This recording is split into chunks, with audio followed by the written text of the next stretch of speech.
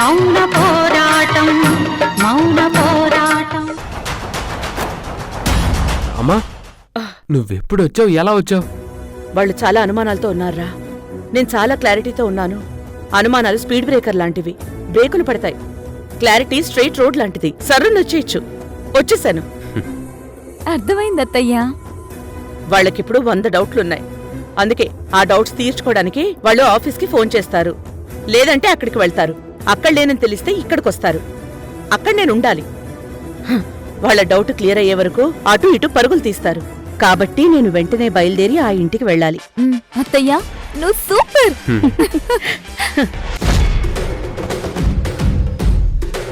ఖచ్చితంగా ఆఫీసులో ఉండదు, కావాలంటే చూడండి.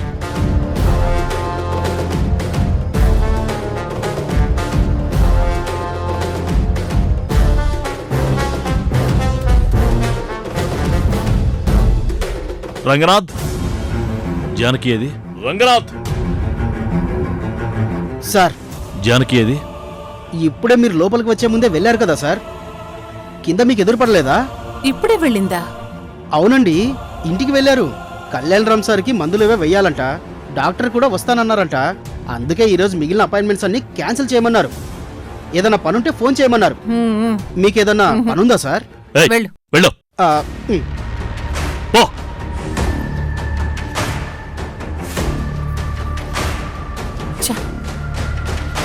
ఇక్కడుండాల్సిన మనిషి దుర్గలాగా బిహేవ్ చేసింది. అక్కడ కూడా అచ్చం దుర్గలాగే ఉంది, దుర్గలాగే బిహేవ్ చేసింది. అసలు ఇందులో ఎవరు నిజమైన దుర్గ, ఎవరు నిజమైన జానకి? చూసారా, దెబ్బకి మీరే కాన్ఫిడెన్స్ కోల్పోయారు. నో మహేంద్ర, ఇదంతా దుర్గ పని.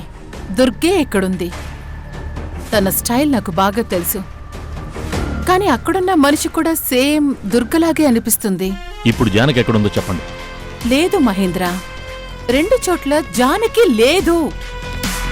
జానకి 2 చోట్ల లేకపోతే 2 చోట్ల దుర్గెలా ఉంటుంది? ఒక చోట అసలు ఎవరు ఉండకూడదు కదా. ఇప్పుడు జానకి చూపు రాలేదు అని చెప్పాలంటే ఓ పక్క జానకిని, ఓ పక్క దుర్గని, ఇద్దరిని ఒకే చోట పెట్టి చెక్ చేయాలి. అప్పుడే జానకి బయటకొస్తుంది. అది చేయాలని మొన్నటించి ట్రై చేస్తున్నాను. ఒక పని చేస్తాను, ఇంటికెళ్తాను. రంగనాథ్ గారు జానకి ఇంటికి వెళ్ళిందని చెప్పాడు కదా, అంటే నాకు తెలిసి దుర్గింటికి దుర్గ వెళ్ళిపోయిన తర్వాత జానకింటికి జానకి వెళ్ళిపోయి ఉంటుంది. కాబట్టి నేను వెంటనే ఇంటికెళ్ళి అక్కడ చూపు లేని జానకిని చూశానంటే ఇంకా మొదలైపోతుంది. దుర్గ అరెస్ట్కి గ్రౌండ్ రెడీ చేస్తాను. ఓకే, వెళ్ళాక ఏ విషయమో నాకు ఫోన్ చేసి చెప్పండి. Okay.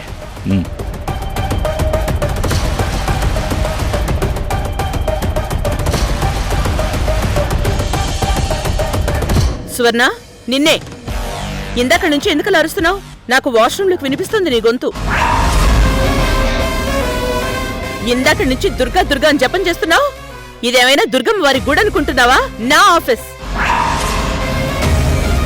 Suvarna, what is this నాన్ సెన్స్? నా దగ్గరకొచ్చి నేనెవరో అన్నట్టు మాట్లాడతావేంటి?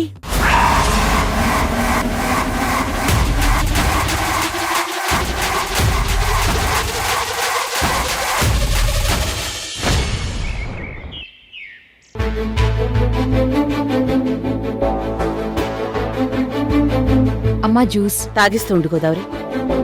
Madam, fitness shop delivery.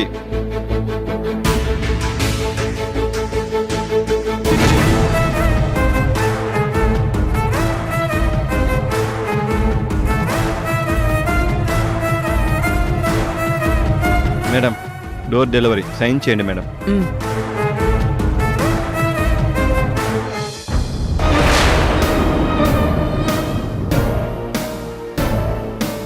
Thank you madam. Okay.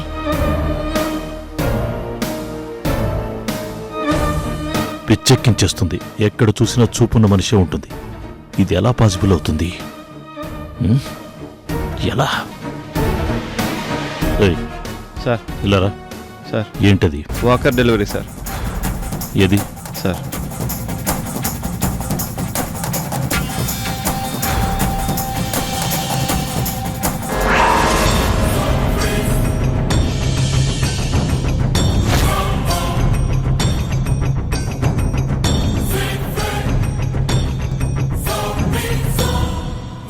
సైన్లో కూడా చాలా కేర్ఫుల్గా ఉంది.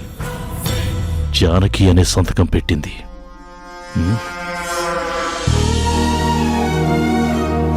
అమ్మగారు అదెందుకు? అయ్యగారి కోసం. ఏంటమ్మా, చిన్నయ్య గారు అప్పుడే లేచి నడవగలరా? డాక్టర్లు చెప్పారు ఆయనలో కొంచెం ఇంప్రూవ్మెంట్ కనిపిస్తోందని, నడిపించే ప్రయత్నం చెయ్యాలి అని.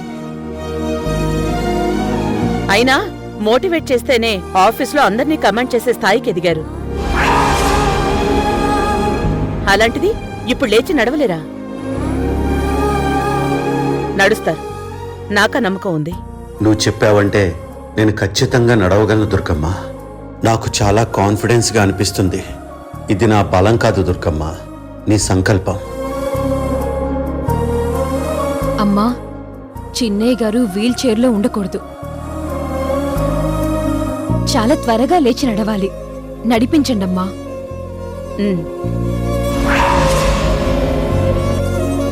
దుర్గా,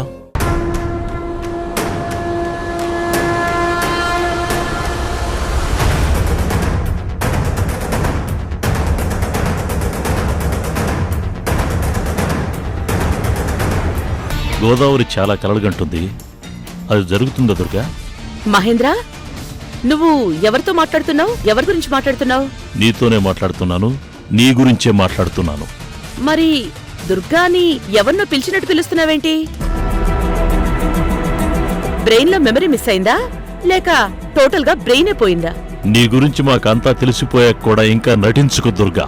నా గురించి నాకిప్పుడేంటి, నా పెళ్ళైనప్పుడే తెలిసిపోయింది. ఇప్పుడు కొత్తగా తెలిసేదే ఉంది. నా పేరు జానకి, మర్చిపోకు. మర్చిపోతే రోజుకో 100 సార్లు ఈ ఇంట్లో ఉన్న వాళ్ళందరి పేర్లు డిక్టేషన్లా రాయి. ఎస్, నువ్వు ప్రొఫెసర్వి కదా, అందుకే నన్ను డిక్టేషన్ రాయమంటున్నావు కదా. ఈ రోజు నువ్వు చాలా గట్టిగా దెబ్బతిన్నట్టున్నావు. దాంతో నీకు పూర్వజన్మేదో గుర్తొచ్చినట్టుంది. నన్ను చూస్తే కరెంట్ షాక్ కలిగినట్టు స్పార్క్ కొడుతున్నట్టుంది. వెళ్ళి ఒకసారి డాక్టర్కి చూపించుకోవడం అన్నిటికంటే మంచిది. లేదంటే నువ్వు పిలుస్తున్నావే దుర్గా దుర్గా అనేసి, ఆ దుర్గమ్మ మళ్ళీ నాకు పూంతుంది. పూంతే ఏమవుతుందో నీకు బాగా తెలుసు. నువ్వు నటిస్తున్నావని తెలుసు. నీ నటనకు ముగింపు పలికే రోజు త్వరలోనే ఉంటుంది, గుర్తుపెట్టుకో. మహేంద్ర, నువ్వేం మాట్లాడుతున్నావో నీకైనా అర్థమవుతుందా? అంటే నేనేం మాట్లాడుతున్నానో నీకు అర్థం కావడం లేదా? జానకి ప్లేస్లో నటిస్తున్నావు, నీకు అర్థం కాకపోవడం ఏంటి? నీలాగే ఇంకొక మనిషి ఉంది. ఏంటి, నాలాగే ఇంకో మనిషా? ఒక పంచేవా? నాకు ఆ దుర్గను ఒకసారి చూడాలనుంది. తీసుకొచ్చి నా ముందు నిలబెట్టు.